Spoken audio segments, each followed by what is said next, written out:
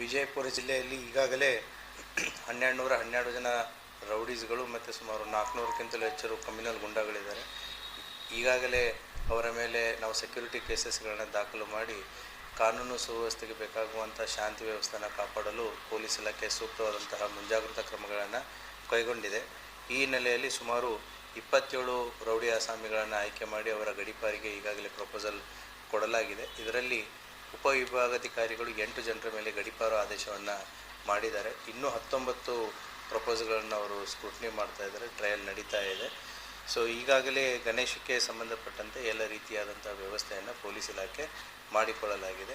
ಈಗಾಗಲೇ ಗಡೀಪಾರಾದಂತಹ ವ್ಯಕ್ತಿಗಳನ್ನು ಮಾಹಿತಿಗಳನ್ನು ನಿಮ್ಮೊಂದಿಗೆ ಈಗಾಗಲೇ ಶೇರ್ ಮಾಡಲಾಗಿದೆ. ವಿಜಯಪುರ ಗ್ರಾಮೀಣ, ಬಸವನ ಬಾಗೇವಾಡಿ, ಮನಗುಳಿ, ಗೋಲ್ ಗುಂಬಜ್, ಬಬಲೇಶ್ವರ್, ಮುದ್ದೇಬಿಹಾಳ್ ಮತ್ತು ನಿಡಗುಂದಿ ಪೊಲೀಸ್ ಠಾಣಾ ವ್ಯಾಪ್ತಿಯಲ್ಲಿ ಬರುವಂತಹ ಈ ವ್ಯಕ್ತಿಗಳನ್ನು ಈಗಾಗಲೇ ಬೇರೆ ಬೇರೆ ಜಿಲ್ಲೆಯ ಪೊಲೀಸ್ ಠಾಣೆಗಳ ಹದ್ದಿಗೆ ಗಡೀಪಾರನ್ನು ಮಾಡಲಾಗಿದೆ. ಇನ್ನೂ 19 ಪ್ರಪೋಸಲ್ಸ್ಗಳು ಕೂಡ ವಿಚಾರಣೆ ನಡೀತಾ ಇರುತ್ತೆ.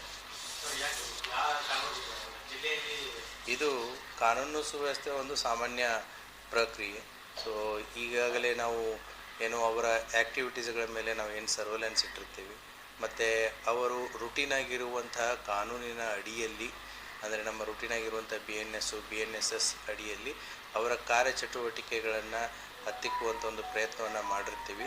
ಅದಾಗಲಿಯೂ ಕೂಡ ಅವರ ಇರುವಿಕೆಯಿಂದ ಸಾರ್ವಜನಿಕರಿಗೆ ತೊಂದರೆಗಳಾಗ್ತಾ ಇತ್ತು ಅಂತಂದರೆ, ಕಾನೂನು ಸುವ್ಯವಸ್ಥೆಗೆ ಧಕ್ಕೆ ಬರ್ತಾ ಇತ್ತು ಅಂತಂತಂದರೆ ಅವರನ್ನು ನಾವು ಗಡೀಪಾರು ಮಾಡುವಂಥ ಎಲ್ಲ ಸಾಧ್ಯತೆಗಳನ್ನು ಇರ್ತವೆ. ಅದೇ ರೀತಿ ಅವರು ವಿಟ್ನೆಸಸ್ಗಳಿಗೆ ಆಗಿರ್ಬೋದು, ಜನಸಾಮಾನ್ಯರಿಗಾಗಿರ್ಬೋದು ಯಾವುದೇ ರೀತಿಯಾದಂಥ ತೊಂದರೆಗಳನ್ನು ಕೊಡಬಾರದು ಅನ್ನುವಂಥ ಒಂದು ಉದ್ದೇಶದಿಂದ ಜನರಿಗೆ ಭದ್ರತೆಯ ಭಾವ ಬರೋದಕ್ಕೋಸ್ಕರ ಮತ್ತು ಸಮಾಜಘಾತಕ ಶಕ್ತಿಗಳಿಗೆ ಒಂದು ಎಚ್ಚರಿಕೆಯಾಗಿ ಈ ಕ್ರಮವನ್ನು ಪೊಲೀಸ್ ಇಲಾಖೆ ನಿರಂತರವಾಗಿ ತೆಗೆದುಕೊಳ್ತಾ ಇರುತ್ತೆ.